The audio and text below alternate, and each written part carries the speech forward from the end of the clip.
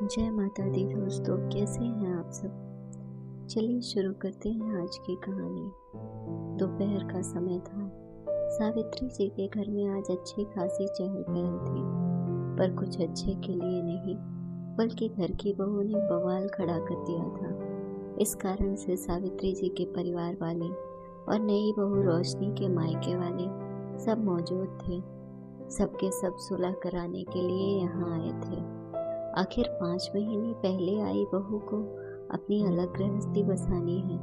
वो अपने सास ससुर के साथ नहीं रहना चाहती, इसलिए कोई बीच का रास्ता ढूंढा जा रहा था। सब अपनी अपनी बात ही किए जा रहे थे। वहीं एक तरफ बैठे सावित्री जी और उनके पति महेश जी एक दूसरे की शक्ल देख रहे थे और चुपचाप सबकी बातें सुन रहे थे, जबकि बहू रोशनी रो रो कर अपने मम्मी पापा को बता रही थी कि कैसे उसके सास ससुर उसे परेशान करते हैं, बात बात पर टोकते हैं।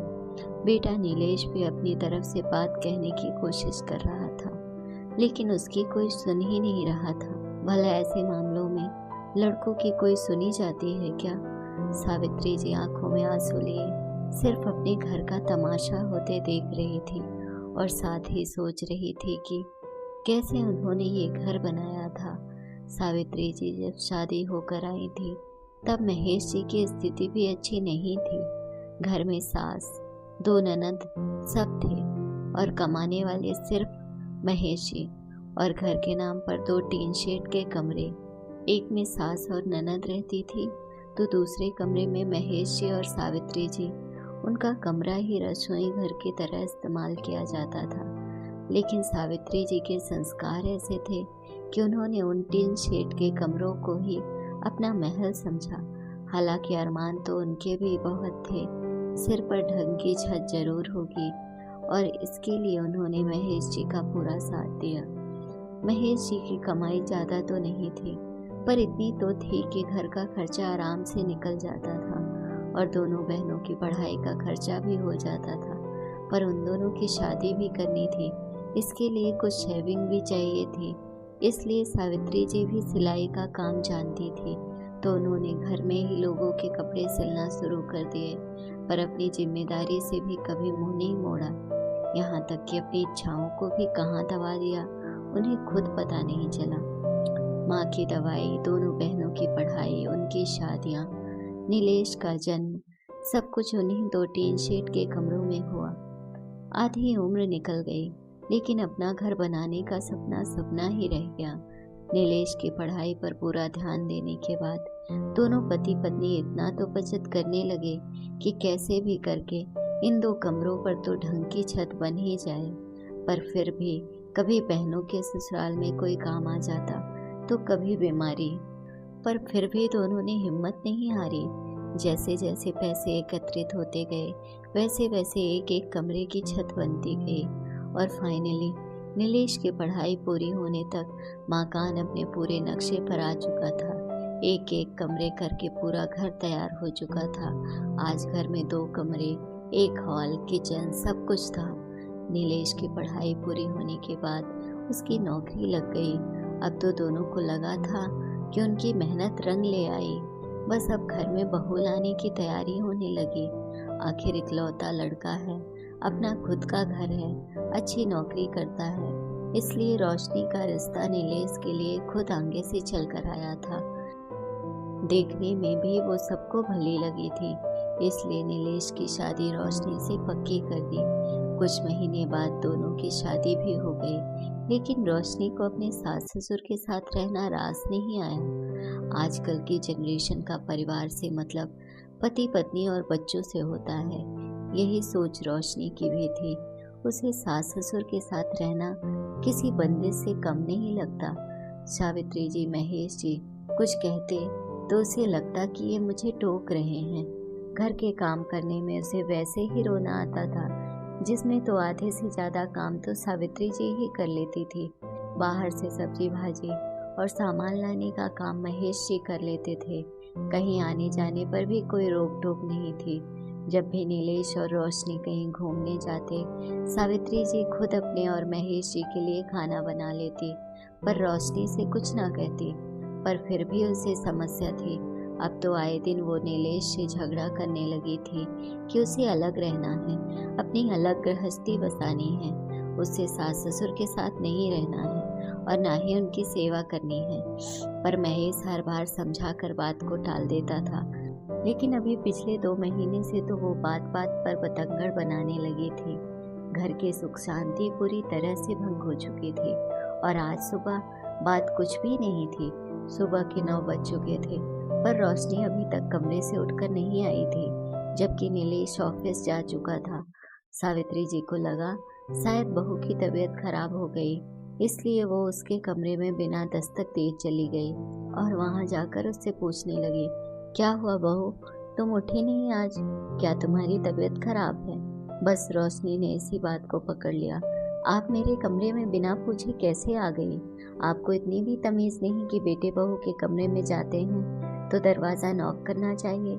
सावित्री जी ने समझाने की कोशिश भी की कि बहू बुरा क्यों मान रही हो, मुझे लगा कि तुम्हारी तबीयत खराब है इसलिए चली आई। पर रोशनी तो कुछ सुनने के लिए तैयार ही नहीं थी, अपनी ही धुन में बोले जा रही थी, हाँ ये तो सब बहाने हैं, भला बहू किसको सुखी अच्छी लगती है? मेरी कोई जिंदगी नहीं है क्या? जब देखो टोका टाकी करते रहते हो। थोड़ा लेट उठ जाऊंगी तो कुछ बिगड़ जाएगा क्या?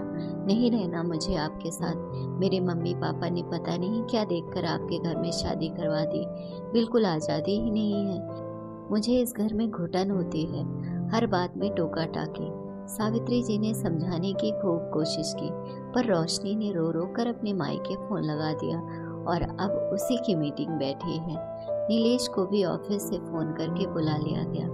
अचानक रोशनी की मम्मी खड़ी हुई और महेश जी से बोली, देखिए समधी जी, हमारी बेटी आपके साथ नहीं रहना चाहती और हम इसे इस तरह रोने के लिए आपके घर में नहीं छोड़ सकते। अब इसका कुछ तो निवारण निकालना ही पड़ेगा। कम से कम आप भी शांति पूर्वक रहें और लोग भी शांति पूर्वक रह सकें। मैं बेटी की माँ हूँ, मैंने उसे विदा किया है, पर वो खुश नहीं है तो ये जानकर मुझ पर क्या बीतेगी आप समझ सकते हैं। इधर महेश जी निरंतर सावित्री जी को देख रहे थे। कुछ सोचकर वो भी खड़े हुए और समधन जी के सामने हाथ जोड़कर बोले, देखिए समधन जी, मैं मानता हूँ कि आपकी बेटी हमारे साथ नहीं रहना चाहती तो हमें कोई समस्या नहीं है। आपकी बेटी अलग रहना चाहती है तो अलग रहे, अपनी अलग गृहस्थी बसाना चाहती है तो बिल्कुल शौक से बसाए। पापा आप ये क्या कह रहे हैं? अचानक नीलेश ने कहा तो महेश जी ने उसे हाथ दिखाकर आश्वासन देते ही चुप कराया। सुनकर रोशनी के चेहरे पर मुस्कान आ गई, आखिर उसकी मंशा पूरी हो रही थी। तभी समधन जी ने कहा, तो समधी जी बताइए, क्या आप इस घर में कौन सा और कितना हिस्सा अपने बेटे बहू को नई गृहस्थी बसाने के लिए दे रहे हैं, ताकि अभी हम इनकी गृहस्थी साथ के साथ सेट करके जाएं और फिर बच्चे आपके पास ही तो रहेंगे।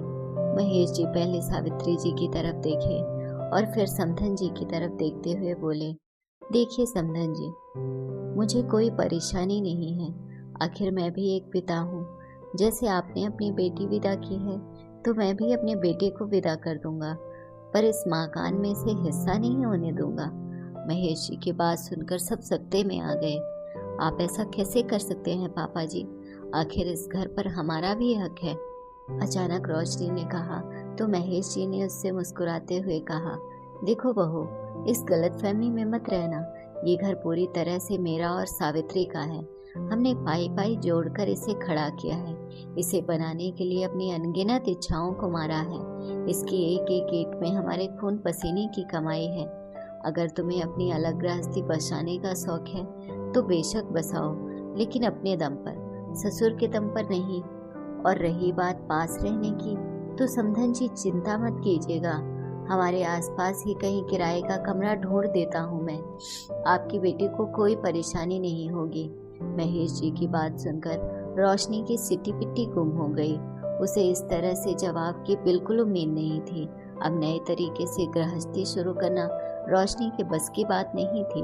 रोशनी ने उम्मीद के साथ अपने पिता की तरफ देखा तो वो महेश जी के साथ खड़े थे। बेटा, मैं तो महेश जी के साथ हूँ, अपनी मेहनत की कमाई का गुरूर ही कुछ और होता है, और जिसने गृहस्थी खुद बसाई है ना, उसे गृहस्थी की अहमियत बहुत अच्छे से पता होती है।